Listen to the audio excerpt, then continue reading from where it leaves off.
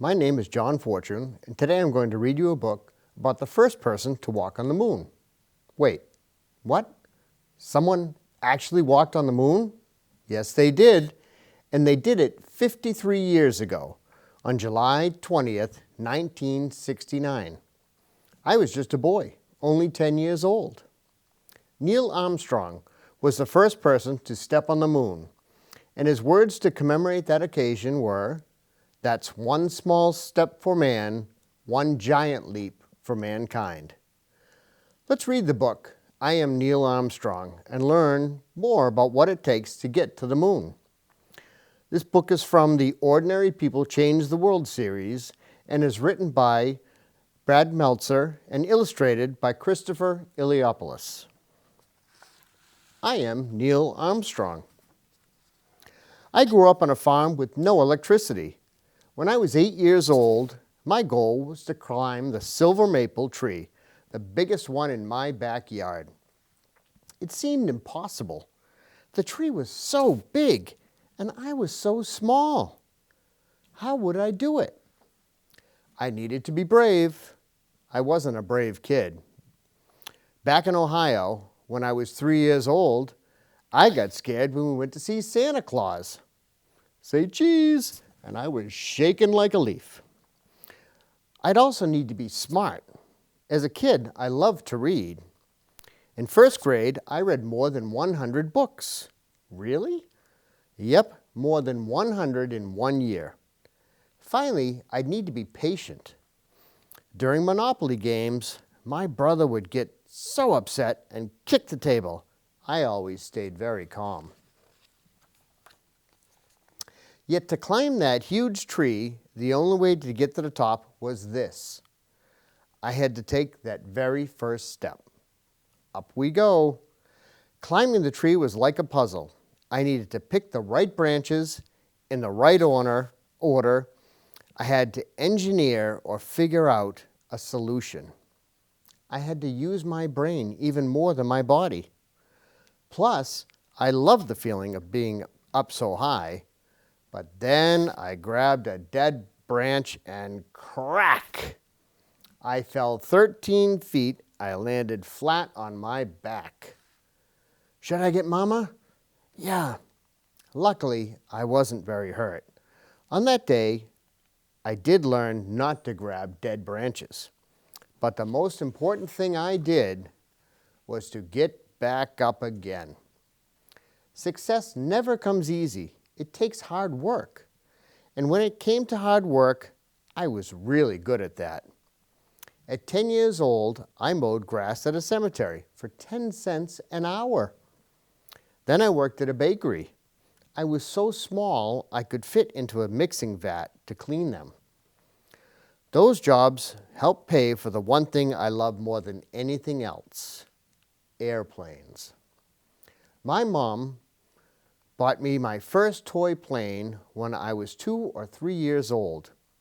After that, I was always zooming around the house and through the neighborhood. Vroom! That kid really likes planes, doesn't he? When I was 6, I took my first real airplane ride in an aluminum high-wing monoplane called the Tin Goose. The 12 seats inside were all wicker chairs. It rattled like crazy.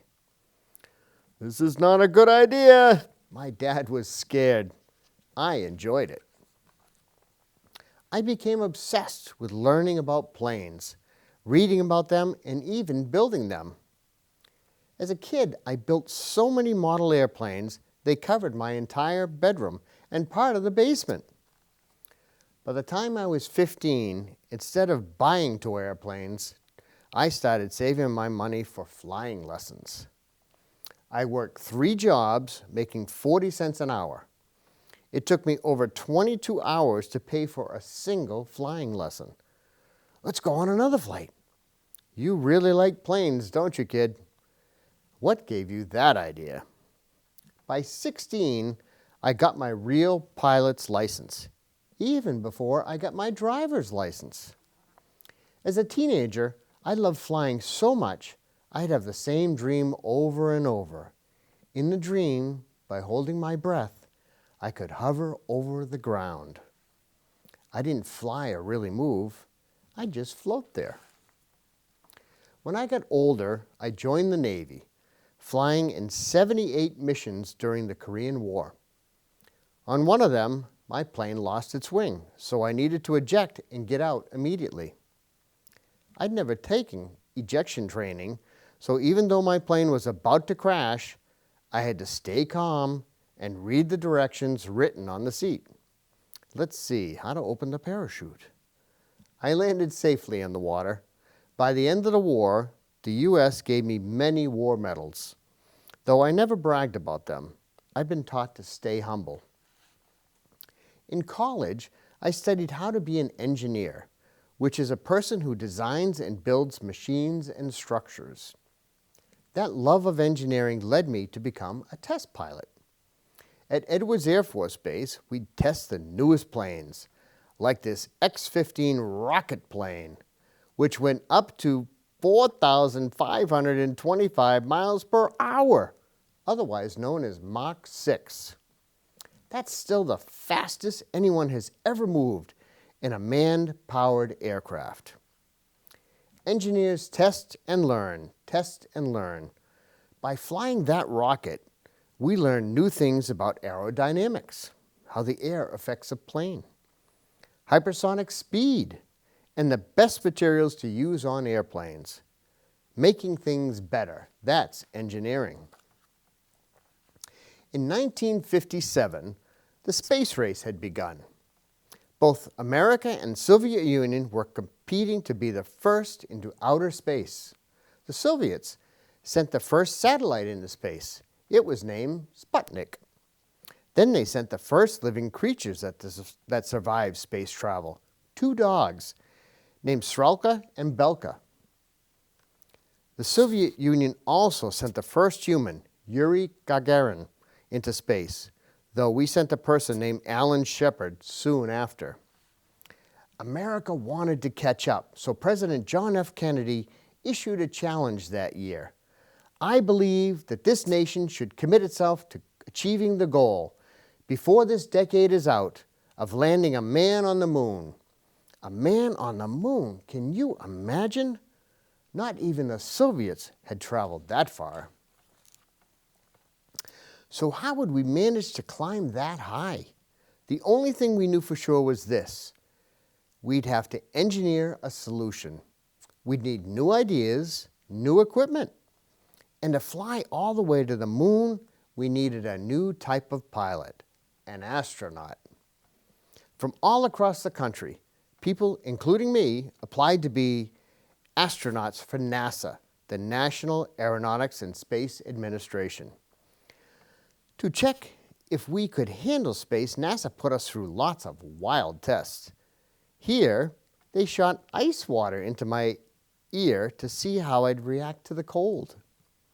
In another test, they put me in a black room, no lights, no clocks, and told me to come out after 2 hours. They were testing if we could judge time without any tools. I sang this song over and over. 15 men in a boarding house roll over, roll over. Since I knew how long the song was, I used it to mark time. They even put me in a really hot room where it got up to 145 degrees Fahrenheit. To keep my body heat normal, I did nothing but sit still. I tried to not even think. And of course, they spun me around and around and around. This is centrifuge training. It lets you feel the speed of re-entering the Earth's atmosphere. As you approach 15 Gs, meaning the force of your speed pushes against you with 15 times your own weight, your eyeballs flatten and you can't even see. He's passed every test. To get to the moon, NASA had a step-by-step plan.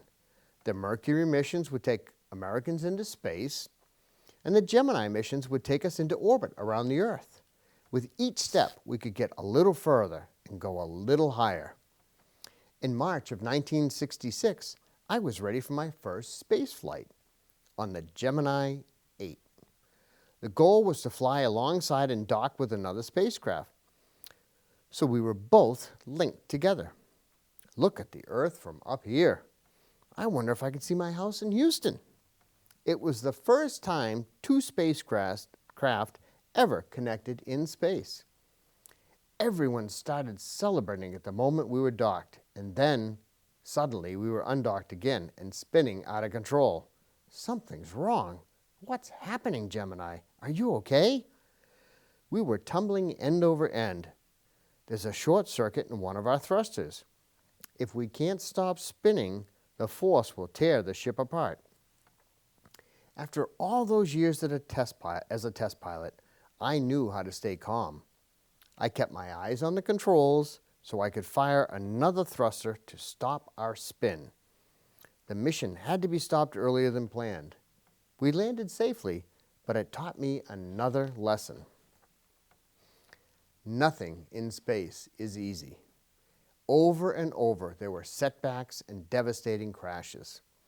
During a practice session on the launch pad, astronauts Gus Grissom, Ed White, and Roger Chaffee were killed when a frayed wire caused an accidental fire. Over in the Soviet Union, cosmonauts, the Russian term for astronauts, died also. At times, going to the moon seemed just impossible. But we'd never let it stop us. With each setback, we learned how to strengthen the Apollo spacecraft, which would take us to the moon. Apollo 8 just made the first orbit of the moon. Whenever I talked about flying an aircraft or a spacecraft, I used the term we.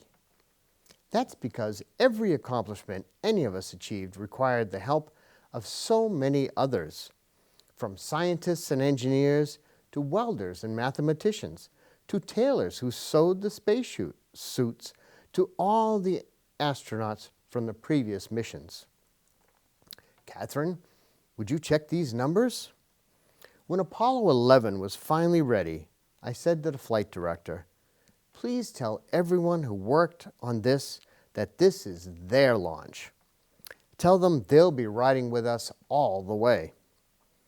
All that was left now was to proceed with the steps in the plan. Step 1. The giant Saturn V rocket had 3 stages. When each stage burned its fuel, the next stage would take over, giving us enough lift to get us out of Earth's gravity and into the moon's orbit. We were up here at the very top, here in the command module, which we called Columbia. Step 2. When we reached the moon, the command module would park, circling the moon and staying in orbit. We would move to the lunar module, and then the lunar module would go down to the surface. Step 3. When we were ready to leave, the lunar module would lift off from the moon. It would have to perfectly dock with the command module. Step 4. Then we would climb back into the command module, fire the rocket on the service module, and come back to Earth. One key question remained. Would it all work? On July 16, 1969, at Florida's Cape Kennedy, almost 1 million people were there to watch. There were 3 of us on board. Buzz Aldrin was a lunar module pilot, Michael Collins, the command module pilot, and me, Neil Armstrong, the commander. On Launch Pad 39A, after a 417-step checklist to make sure everything was perfect, the countdown began. 12, 11, 10, 9, ignition sequence start. 4, 3, 2, 1, 0. All engines running, liftoff. We have liftoff. We were going over 24,200 miles per hour as the third stage rocket pushed us free of the Earth's gravity. Step 1, Saturn V separates successfully. So how was the view? Look at that sunrise. Get a picture of that. Since there's no gravity in space, everything floated, including our food. So we'd eat our meals, out of small bags. My favorite was spaghetti with meat sauce. For water, we'd drink from a 6-foot tube. And to sleep, we could either stay wrapped up in a bag-like hammock or float with a lap belt. 3 days later, our destination was right in front of us. It was spectacular. Hello, Moon. Remember our plan? We were still following it, step by step. Buzz and I got into the Eagle. Step 2, the lunar module, the Eagle, heads to the surface. Your go for powered descent. Landing was hard. Back then, our radar and instruments weren't very accurate. We couldn't even tell how high we were. I had to use a stopwatch and quick math to figure it out. We realized we weren't close to our landing spot. The ground wasn't smooth. There were rocks as big as cars. But I never panicked, even when we had less than a minute of fuel left. I trained my whole life for that very moment. Okay, it looks like a good area right here. The landing was so soft, we barely felt it. Houston, Tranquility Base here. The Eagle has landed. Okay, let's get on with it. Now came the hardest part of all. This is the moon. For nearly a decade, my goal was to reach it. It seemed impossible. The moon was so far, and we were so small. How did we do it? We had to be brave, we had to be smart, and we had to be patient. But to really make it happen, I had to take that first step. It was 10:56 p.m. Eastern Daylight Time, Sunday, July 20th, 1969. 1/5 of the world's population was watching on TV. That's one small step for man, one giant leap for mankind. In my life, people called me a test pilot, an astronaut, a space traveler. But to reach the stars, I needed to be an engineer. Engineers search for solutions. They solve problems. How? By testing and failing and testing and failing. It is the key to science and also the key to life. It was never just one small step that got me there. It was thousands that came before it. We all have moments when we fail. But failure is not an ending. It's an opportunity to learn something new. Whenever you tumble, you must get back up. Every mistake you make teaches you a better way forward. Here at the National Air and Space Museum, you can see the real command module and loads of other things, including rocks that they brought back from the moon. Did you know that there were three items officially left on the moon? 1, a plaque that says, "We came in peace for all mankind." 2, a small disc imprinted with goodwill messages from world leaders. And 3, an American flag. The night of the moon landing, someone put flowers on President Kennedy's grave with a note that read, "Mr. President, the Eagle has landed." During the last years of his life, Neil Armstrong was disappointed that America's space program was no longer exploring. If you love his story, think about becoming an astronaut. We need more space explorers. And remember what his family said when he died at age 82. Next time you walk outside on a clear night and see the moon smiling down at you, think of Neil Armstrong and give him a wink. Whatever your path in life, explore your dreams. Use hard work and teamwork. Be brave, but be patient. Engineer your own solutions. It can take you all the way to the moon. I am Neil Armstrong. I know that every journey begins with the first step.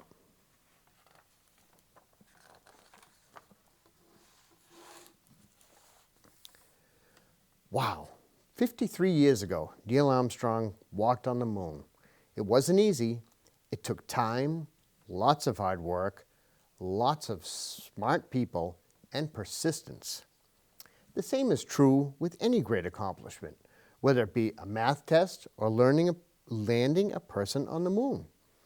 The first step is to solve the first problem, then solve the next one, and then the next one. Sure, sometimes you do it wrong the first time, and you must do it again.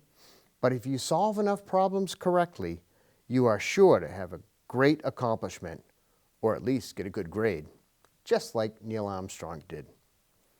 I'm John Fortune, and I want to thank you for watching Lunenburg Storytime. See you next time. Hi, my name's Donna Fortune, and today I'm going to read you a book about an ordinary person who changed the world. The title of the book is I Am Oprah Winfrey, written by Brad Meltzer and illustrated by Christopher Eliopoulos. I love technology, science, and all things that move. I'm a really curious person, and I enjoy learning about the world, its animals, cultures, and ordinary people like you and me who've done some pretty awesome things. I chose this book because, like so many other people, I think Oprah Winfrey is an extraordinary person who dares to dream big. What's an extraordinary person? Let's read the story about Oprah Winfrey and see if we can figure it out.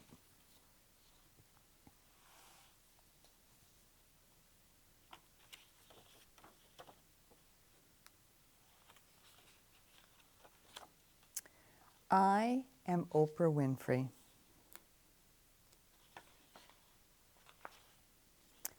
I was born in Mississippi and grew up on my grandparents' farm. We had no TV, no telephone. There wasn't even a bathroom in our house. Oprah, did you get the water from the well? I got it. We were so poor, my overalls were made from potato sacks. Other kids would tease me. Sack girl. Look at the sack girl. On the farm, I spent a lot of time alone. To entertain myself, I'd give speeches to the cows. Can I get an amen? Moo. Money was so tight, the only day I wore shoes was on a Sunday. When we'd go to church, at 3 years old, I'd recite Bible verses in front of everyone. And now, little Mistress Winfrey will render a recitation. Hallelujah, hallelujah, all the angels did proclaim. Phew, that child can speak. Every Sunday, while speaking to the congregation, I felt good. I felt like my real self. I'm the master of my fate. I am captain of my soul. That girl has talent. She's gifted, I tell you. I didn't know what gifted meant. I figured it meant I was special. I started to believe it. I remember watching my grandmother wash our clothes when I was 4 years old and thinking, my life won't be like this. It'll be better. Think you can do this one day, sweetie? My grandmother asked. Actually, I think I can do anything. My grandmother gave me one of the greatest gifts of all. She taught me how to read. Sound it out now, sweetie. Sometimes all you need is someone to believe in you. In kindergarten, I wrote my teacher a note to say, I do not belong here because I can read and I know a lot of big words like elephant and hippopotamus. The next day, she moved me to the first grade. A good teacher can change your life. In 4th grade, Mrs. Duncan told me I was the smartest girl she'd ever seen. You ready for another book? Absolutely, I said. Of course, that didn't mean my life was easy. At 6 years old, I moved away from my grandparents. My mom and I couldn't afford a dog or a cat, so I'd make pets out of the cockroaches. I'll call you Melinda and Sandy. Oprah, what are you up to now? Life is even more difficult when you're hard on yourself. At 8 years old, I thought my skin was too dark, and I hated my wide nose so much that I'd sleep with a clothespin on it to try to make it smaller. Oprah, what are you up to now? Sometimes people didn't take care of me properly, and I felt all alone. Oprah, you okay? I don't think so. Thankfully, even in the darkness, I was able to find light. At 10 years old, I saw Sidney Poitier win the Academy Award for Best Actor. I'd never seen a black man celebrated like that. If he can do that, what can I do? A few months later, I saw the Supremes singing on TV. I'd never seen a black woman with so much talent and grace. That night changed my life. It's one of television's greatest roles to inspire us and give us hope. Want to know what gave me the most hope, though? It's the thing you're doing right now, reading. Eventually, I moved in with my dad and stepmother, who wanted me to read a book a week. Then you'll write a book report, my stepmother said, and memorize 20 new vocabulary words. During the hardest times of my life, reading saved me. When I had no friends, I always had books. This was one of my favorites. I Know Why the Caged Bird Sings by Maya Angelou. It's about a black girl in the South who's gone through rough times. Books can be a gift that lets you see yourself. They can open you to new possibilities. Even when I'm reading about someone different, I feel connected to them, which helps me understand more about myself. One day at school, the Reverend Jesse Jackson came to speak. For me, it was the speech of a lifetime. He talked about how so many in the civil rights movement had paved the way so that black students could receive the same education as white students. Excellence is the best way to push forward. Therefore, be excellent. That night, I turned his words into a poster and stuck it on my mirror. Be excellent. Throughout my life, I would never stop trying to be excellent in effort, in giving, in graciousness. I try to make everything I do my personal best. In high school, I was vice president of my senior class and voted most popular. I promised better food in the cafeteria and a live band at prom. That girl can speak. Then I won a college scholarship for my speech about a black community and the Constitution. I presented it in front of 10,000 people. The Constitution should protect all of us, whatever our skin color. That girl can speak. But my biggest audience was still to come. When I was 16, to raise money for charity, I stopped by our local radio station. The DJ asked me, "Want to hear your voice on tape? Here, read this." "Fellas, you gotta hear this," he said. "This girl can really speak." The radio station started paying me $100 a week to read the news on air. By the time I was 19, still in college, I became the first woman and the first black news anchor in Nashville, Tennessee. Back to you, Jerry. It might sound like I was an overnight hit, but success isn't a rocket ship. It's a process, step by step, that started in that church when I was 3. I practiced my public speaking skills every day. By 22, I was co-anchoring the news in Baltimore, Maryland, the 10th largest TV audience in the country. It didn't go well. The producers wanted to change how I looked. Your hair is too long and you're not the right size. Oh, and your nose is too wide. They hated my hair so much, they sent me to a fancy salon to change it. But the hairdressers didn't know how to handle a black person's hair. So, all my hair fell out. I couldn't find a wig that fit my head, so I wore scarves for months. Sometimes it's hard for me to remember, but our self-worth shouldn't come from how we look. That's not all the station tried to change. After doing a story on a family whose house burned down in a fire, I went back the next day to give them some blankets. They were so grateful. But my boss, why'd you give them the blankets? That's not how the news works. But they lost everything. They needed help. You can't be part of the story. The story? We need to be good human beings. My boss said I was too emotional, but growing up the way I did helped me understand what others were going through. Soon after that, I was fired from being a news anchor.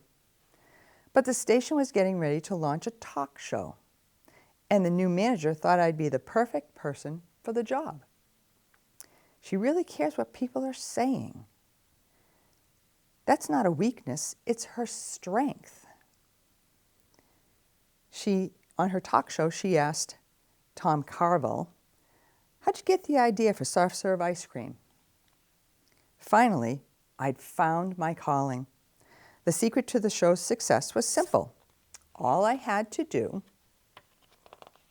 was be myself. There's nothing more beautiful than being understood and understanding someone else. I hear you, I would say when people were crying. You know, I struggle with how I look too. You do? You look like you need a hug, I'd say. Thank you, Oprah. After 6 years in Baltimore, I moved to an even bigger city, Chicago.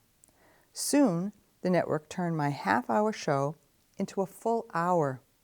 They also gave it a new name, The Oprah Winfrey Show.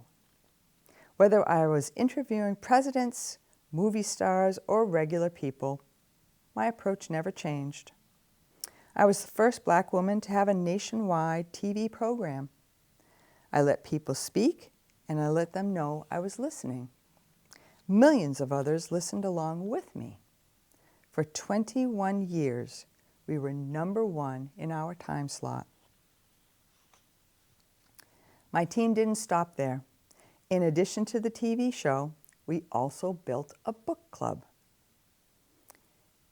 "It's good to see you," I said to Maya Angelou, someone that I interviewed. "If Oprah likes the book, you know it's good." I also created a magazine, my own television network, and even my own studio, Harpo Productions, to make the films and TV shows I believe in. Action! Like the name Harpo? It's my name spelled backwards. I'm only the 3rd woman in history and the first black woman to own a studio. Still, greatness doesn't come from fame. It comes from helping others. Oprah helped the Big Sisters organization. She gave away cars. You get a car, and you get a car. She's giving away cars. You need to learn a new vocabulary word every day. Look, she's giving college scholarships. The Oprah Scholarship Program at Morehouse College. Look, she's donating to the United Negro College Fund.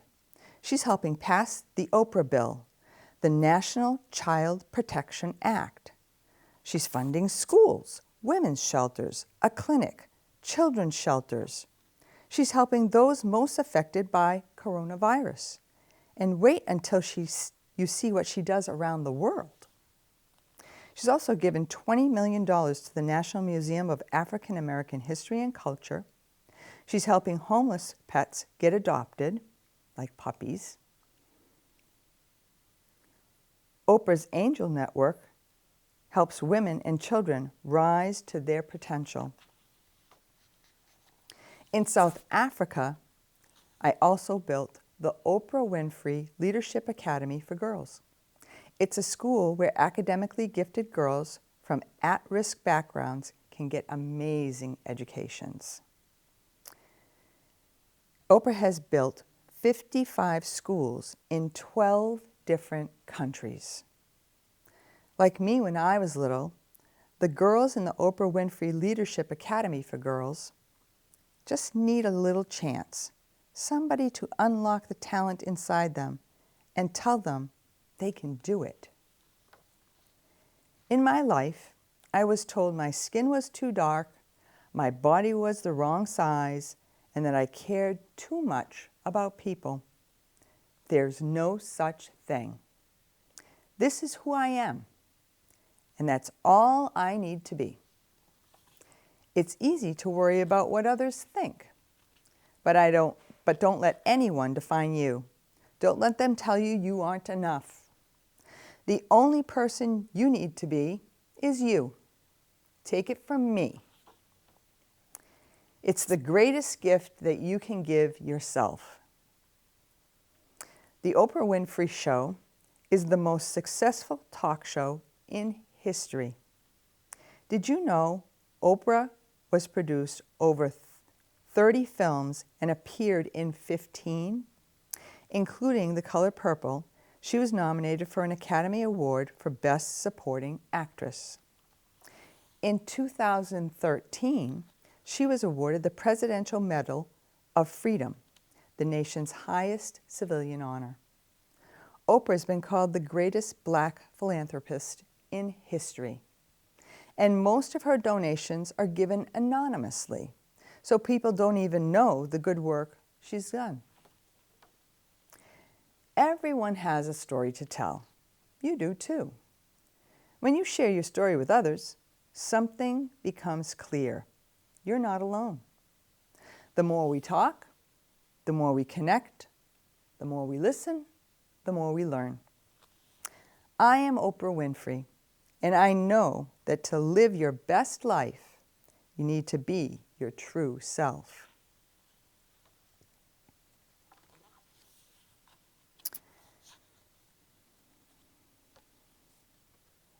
Wow, what a great book about an ordinary person who has and continues to change the world, Oprah Winfrey.